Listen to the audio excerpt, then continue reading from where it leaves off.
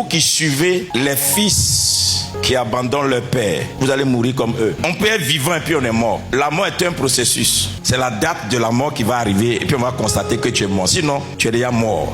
L'histoire de la Bible n'est pas l'histoire des chrétiens. C'est l'histoire entre un père et un fils. L'évangile existe pour un père et un fils. Et si dans la relation d'un père et un fils, il y a quelque chose qui se passe, c'est qu'il y a mort. On ramène toujours un fils perdu au père, mais on ne suit pas un fils perdu.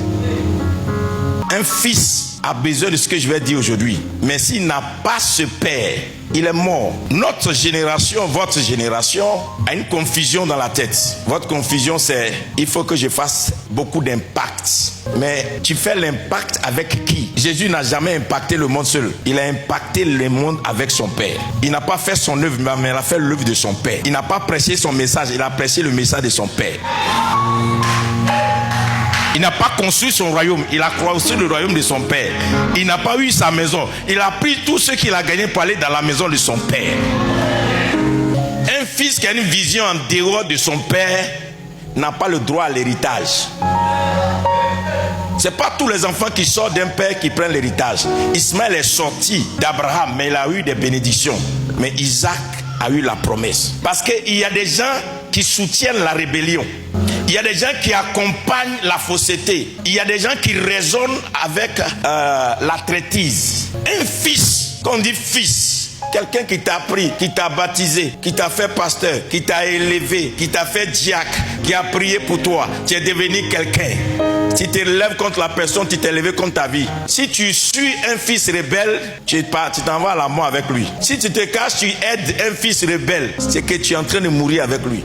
Un fils comme une fille. Il y a des gens qui sont là et disent non, Dieu m'a mis à cœur de te donner 500 000. Comment Dieu peut te mettre à cœur de nourrir un rebelle? Mais Dieu va te parler comment même?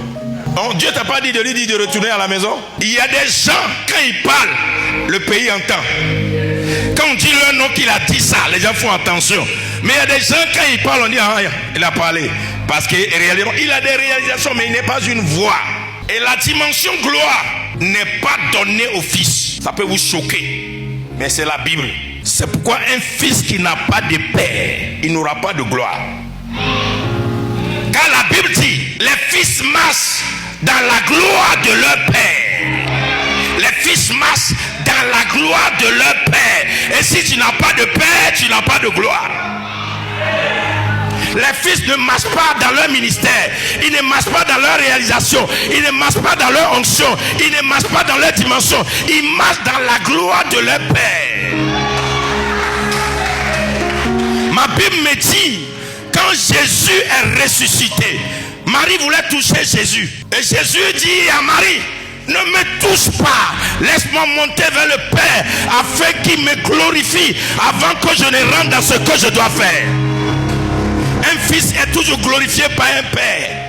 Et quand tu n'as pas de père, tu n'auras pas de gloire. Il y a des gens là, tu les critiques, mais quand ils arrivent, toi-même tu te lèves, tu leur donnes place. Son homme déjà te dit que s'il parle sur toi, quelque chose va t'arriver, puis tu te déplaces. Pourtant, quand il n'est pas là, tu le critiques. Ça veut dire qu'il a atteint la dimension gloire et on ne peut que lui céder sa place de gloire. Tu veux parler à plusieurs personnes ce soir. Il y a quelque chose qui doit arriver dans ta vie.